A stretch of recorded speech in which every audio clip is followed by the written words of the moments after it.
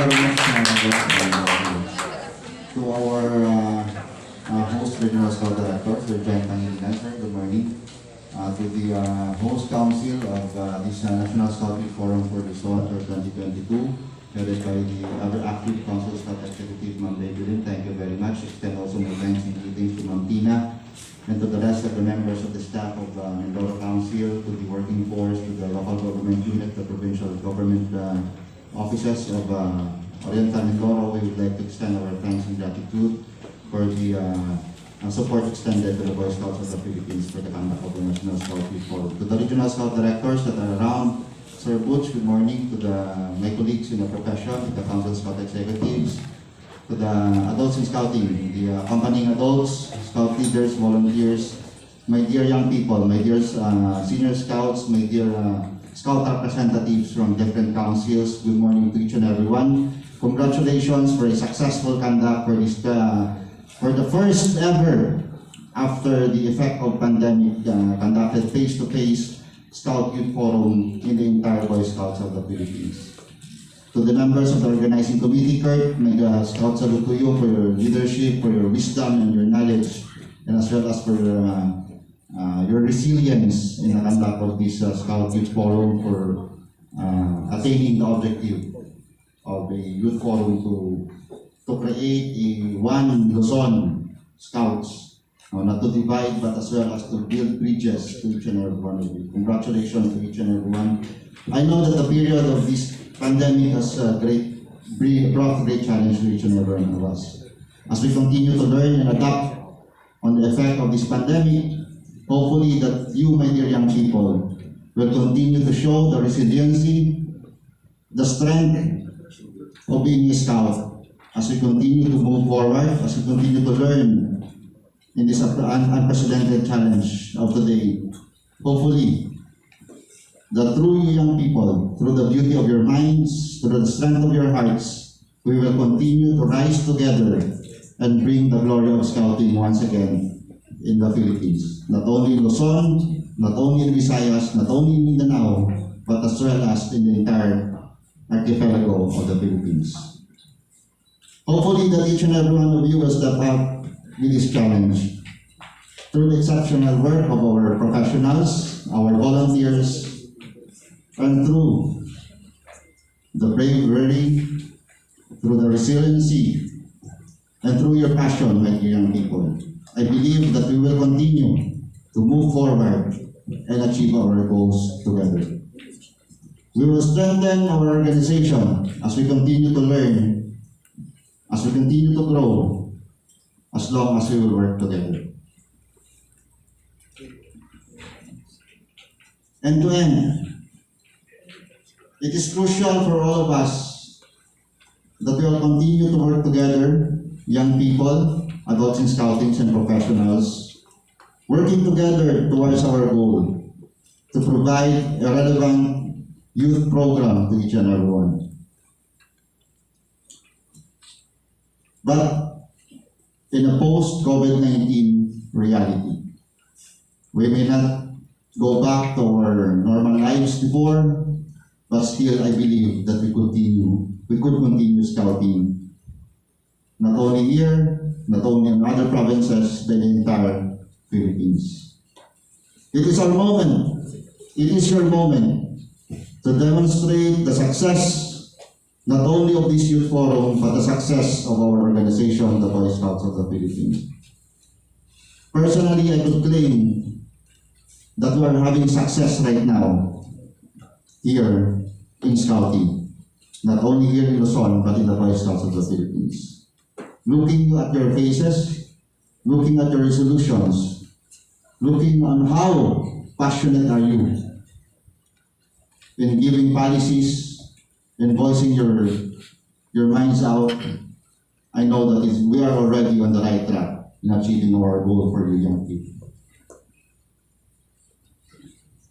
And let us prove that this organization is an agile and resilient organization. We are not just a mere organization, but we are an organization of young people geared towards citizenship training, values development, and creating a better world out of you, young people. We're just here a tool, we're just here a venue, but you are the one that building the future for you.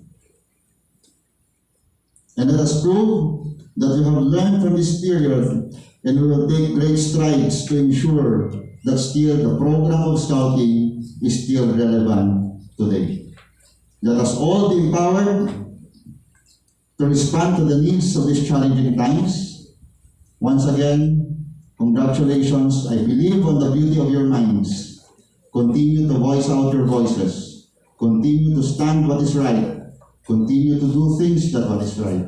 Continue to show respect, compassion, integrity, and values. Because our society doesn't need power. Our society doesn't need authority. Our society needs right now people with character, people with great values, people with leadership, and that's what's matter.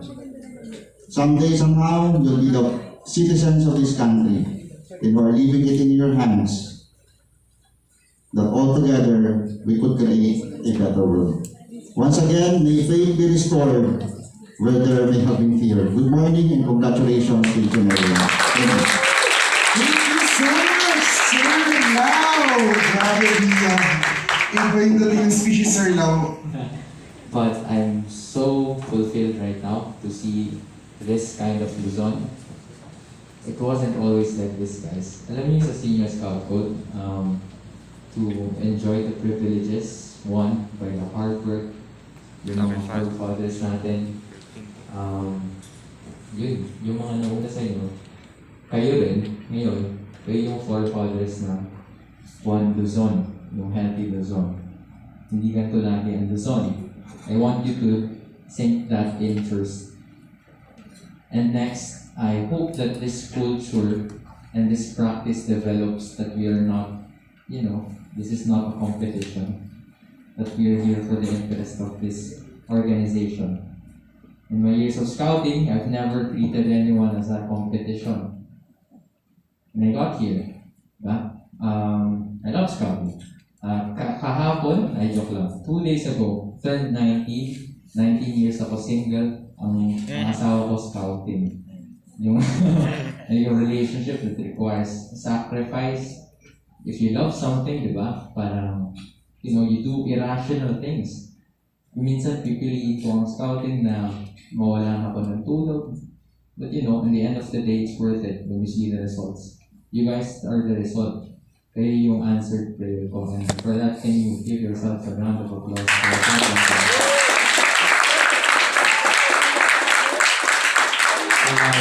was actually offered kung pwede raw ako mag-stay sa hotel kung saan nag-stay rin yung staff, pero I insisted on mag-join. Sabi ko, sa school ako mag-stay kasi last term ko na to. I want to spend as much time with the scout as possible. And I did enjoy my time with you. I wouldn't have chosen a forum and chosen to be with anyone else but to be with you guys. So for Elijah, ito na yung challenge sa iyo. I'll be very specific. The National Executive Board, for our resolutions naman, hindi siya natenga. We keep forwarding it. We're so active sa youth program committee. Tame and I, actually mas madaldal yan si Tame sa akin. Yung naging strength ko kasi is technical writing. So I'm very good at making proposals, yung mga essays that requires to be submitted. Tame is the vocal one in either of us. Pero pag binigyan kami ng opposite job, nagagawa naman namin. So, yun yung first challenge ko eh. Prepare yourself, equip yourself. You can't be technical sa pagsusulat. You can't be vocal if you don't have the knowledge for that. So si Elijah, review on a policy. Kasi pag you know something about the BSP, mas magiging confident ka to speak up. Kasi sa una talaga, may ilang ka. Parang sa forum lang guys, pag sa first plenary hindi na kayo makaselta, mawawala yung momentum yung buong forum. So when the first NEP comes, make sure na may masasabi ka na agad para tuloy-tuloy na yun. Second, bureaucracy in the BSP. It's not necessarily a bad thing. Of course, it's to keep in checks. Pero marami yun. yung paperworks, yung requirements, yung things you have to secure kung gusto mo magpaconduct ng activities. Kasi ang dali lang sa amin sa NCR. Our director was lenient pag may idea kami. Propose lang yung nangyari ng 2020, Sora, kung ano-ano ang fiscal palaro. Pass a proposal, then gawa. Ganun. But in the BSP National, it's hard. Medyo na-culture shock ako kasi ang daming pagkadaanan before, a project happen. Yung VSP na proposal from last year, nasulat na yon and na-submit na yon, but hindi pa rin nagagawa. So that's how hard it is. And I challenge you to push through that, become better than me. Okay? I know may mga nagsabing may have set the standard a bit too high, pero I know if you could overcome that. And I hope that this Luzon culture will cultivate better and better and better scouts. Diba? Kasi may mga things that the other scouts from the past were deprived of, like being with family na hindi nagko-kompetensya against each other. So, that's my challenge number 2. And lastly, number 3, persevere. Marami kang masasacrifice, time, effort, money. Diba sabi ko, single ako for 19 years. Yun, di na ako lumandi, puro BSP. Diba? And that's true. 2019 Scout Youth Forum sa National sa Bulacan. It was coincided with my prom, senior year ko sa prom. Pero nasa Bulacan ako na nagpo-forum. So there's a lot of opportunity you may have missed. You may miss, pero if your heart is in the right place, you choose BSP. I know, nasabi mo sa akin yung plans mo for college, and I want you to think long and hard and to dedicate yourself to this organization. Pagpatuloy mo yung ginagawa namin, and ayun, eventually, you'll be better than me. Isang year lang yung endure mo, and ayun, for a better BSP. Yung 5 resolution nyo pala, don't think of it na, 5 lang napasa namin out of 10. Just to pass 1 resolution doon, sa isang taon, it's a big impact. What more kung 2, what more kung 3, lalo na kung 5. So huwag kayo makontian doon kasi passing 1 resolution from those 2 is a big challenge already. Kaya ayun, Elijah, challenge ko sa iyo na pass as many resolutions as you want, especially the one that you have to kamusta ka Luzon. That's very good. You have kayong mga can the RSR for each region stand up din? Sila from BR yan. Kaya naman natin dito. Kaya natin dito ako. Sila yung makakatuwang mo. Sila yung makakatuwang mo sa term mo. Tutulungan ka nila. And ayun, I challenge you na work with them. Kayo rin, hindi porket hindi kayo nanalo dito for the position is wala na kayo impact on the organization itself. Kayo yung team now work on making the BSP better. I hope yung mga speeches nyo kanina, especially for those who run, hindi na mag-end yun kasi nga hindi nyo nakuha yung position. I hope your passion to serve this organization will still continue and sama-sama kayo in making the BSP better again. So that's it for my challenge. Thank you, Luzon. Ayun na. Bye-bye.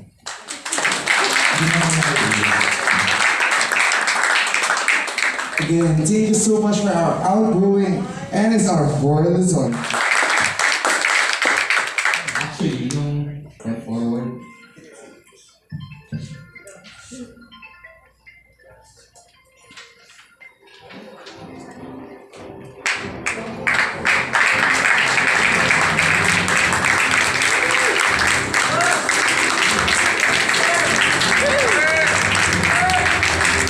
Again, your newly elected NSR for Luzon! Luzon, make some noise!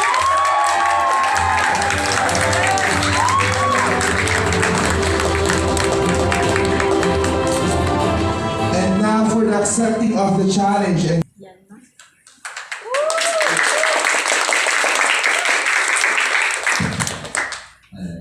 may audible. Zoom lang, no? Ano ang tawag sa joke na? Sige. Anong tawag sa island group na nagkakaisa? Luzon! Okay, sige. I think sa events like this, pinaka-ma-apply yung last point ng ating senior scout group. Which is, I will do everything in my power to pass on the better Philippines to the next generation. Sa list of challenges na hindi ni Mr. Kid, of course, I will do my best. I will make sacrifices. Like, kagaya rin ang nasabi ko sa speech ko, I will commit.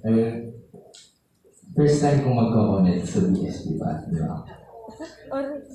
So, I won't make any promises, but thank you for putting your trust. Thank you for believing in me, and I assure you that I won't make results. We, as an island group, we will make results. That will be one.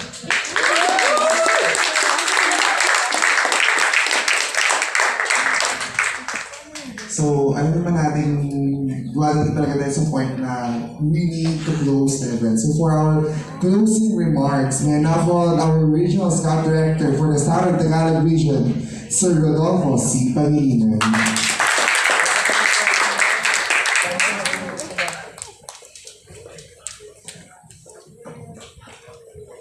Good morning. Morning! It is a great pleasure and special opportunity to acknowledge and distinct pride to recognize with deep appreciation the outstanding meritorious accomplishment of the elite group of senior scouts at kayo mga senior scouts from the various scouting regions in the National Scouting Forum for Luzon. Palagpakan po natin yung mga sarili. Congratulations to the very able organizing committee for your splendid performance. My most profound appreciation and exemplary and appropriate action of the body. The former advisory panel was highly impressed by the extraordinary proceedings of the forum, which demonstrated a vigorous and dynamic interaction among vibrant and energetic formers of the higher caliber. To one and all, I convey my sincere appreciation for your meritorious participation and for bringing this forum the feelings and ideas of your fellow scouts. We truly admire the intelligent choice of the topic discussed. More admirable are the resolution ratified, and most impressive is the result of the election, which produced the most qualified representative to the National Executive Board. All of you certainly deserve our highest recognition for the job well done. On the first day of the forum, we greeted each other with warm welcomes and cordial hellos. But in a few minutes from now, they will be replaced by sad and painful goodbyes. In partakes, teardrops will roll down your cheeks and we bid each other farewell. But before we finally part, let me remind you of a few things. That the closing ceremony marks the end of the forum does not mean that your job has ended. When you return to your respective councils, you are expected to pass on and share every bit worth information and meritorious experiences gained from the forum to all of your fellow scouts and adult leaders in the most appropriate activity like the local council scout forum or other scouts gathering. To the elected scout representative, to the National Executive Board, RSR Elijah G. Esteban, Kanina ko pa hinahanap si Elijah, akala ko babae. Nakita namin mga baby. Lalaki pala, ano? To the elected scout representative to the National Executive Board, new RSR Elijah G. Esteban, you are charged with a great responsibility of bringing to the Executive Board the aspirations, the problems, and the expectations of the general membership of the Scouts in the field. In so doing, remember the message from the parable of two seas, dalawang dagat. The Sea of Galilee called the Sea of Life. Kaya po dagat, ang pinalimbawa kasi po tayo ay napapalibutan na ng dagat. The Sea of Galilee called the Sea of Life shares every drop of fertile water that gets into the all plants, the animals, the fishes, and the birds, and even the people, those making life most abundant. The rich water that goes out of the Sea of Galilee flows through the Jordan River down to the Dead Sea. All the water that gets into the Dead Sea is trapped within and never finds a way out. As a result, the water in the Dead Sea becomes murky, very dirty, gives off a very bad smoke, and increases its salinity content. No life exists in the vicinity. The whole place is totally dead. What then is the marked difference between the two seas? The Sea of Galilee receives fertile water, but shares every drop to all living things that abounds around it. Hence, the Sea of Life and the Dead Sea continuously receives fresh water, shares not a single drop. It keeps the water itself. It does not give life to anything around. Hence, that is the Dead Sea. The message then is, we leave it for the decide on what to do with the knowledge and understanding that you have gained from this forum.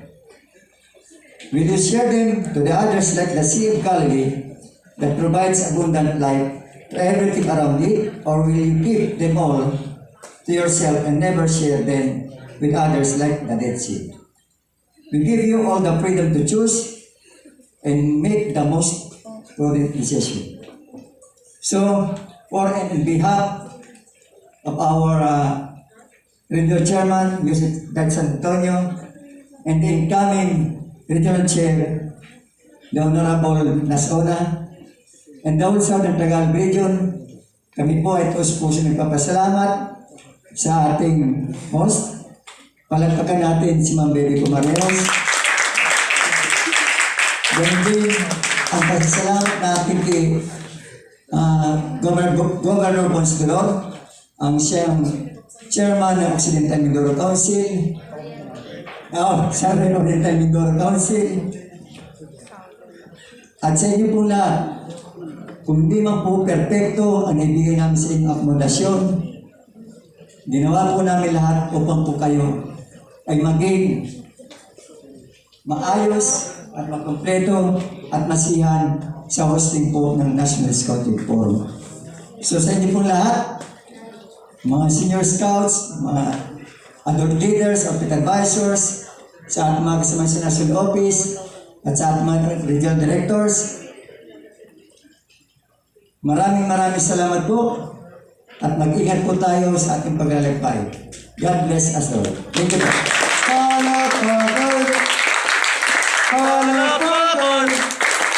Bigyan sa bagsak! Bigyan sa bagsak! Bigyan pa! Papasobra na! So, hindi na ulit tayo sa part.